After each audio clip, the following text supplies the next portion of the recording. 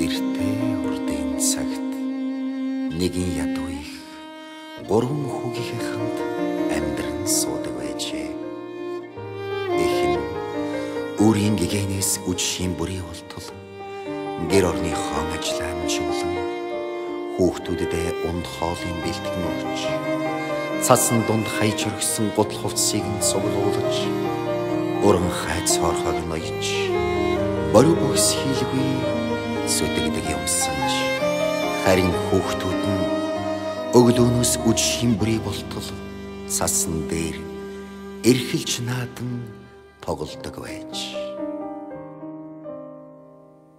Эх нь хаяа хүүхдүүдээсээ туслахыг гуйвч хүүхдүүдийн хинэнч тусалдаггүй залхуу хүрээдэн ядраад байна гэхээс юу ч хийдэггүй байлаа. Цагийн альсаар хүүхдүүд маань өсч том болоод ухаажиж хэзээ нэгэн цагт ээжтийн туслах өдрийг нээгж итгэн эрхэлж тоглож байгаа хүүхдүүдэн хараад сэтгэлдээ баясан суудаг байлаа.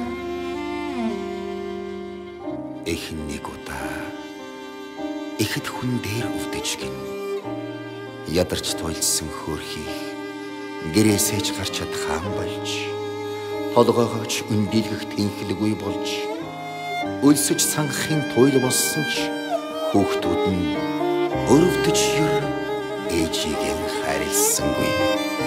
Арга амбарсан ээж хүүхдүүдэн дуудаад хонгор хөрхөн ус минь аяг ус авчирч аргасан хоолойг минь дэвтээгэж өвдөж зовсон ээжийг өрөвдөж та нар хайрлаач гол ойрхон байна шүү дээ гэж хичнээн олон удаа гуйсан ч хүүхдүүд нь усанд явж өгсөнгүй.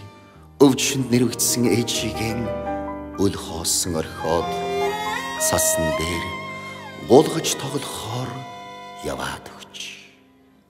Өдөржин тоглож ядарсан баг хүн өлсхийн гэрхэнд ихийг санаад навсайж норсон гэрийнхэн хатавч шаршаг анхардал наран адил гэрэлтдэг ихийн царай зовлон хүнийг ард үрж урд сайхан үсийн сул тавин хоймрын авдарныхаа өмнө бугын арьсан дээлээ өмсч гисэн зогсож байж гин.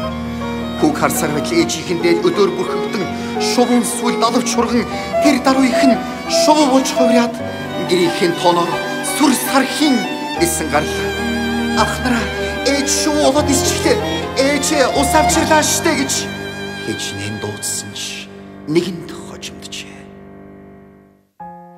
Энэ цагаас хойш хөхөөш шувуу хизээж хүүхдийн нүдэнд харагддаггүй.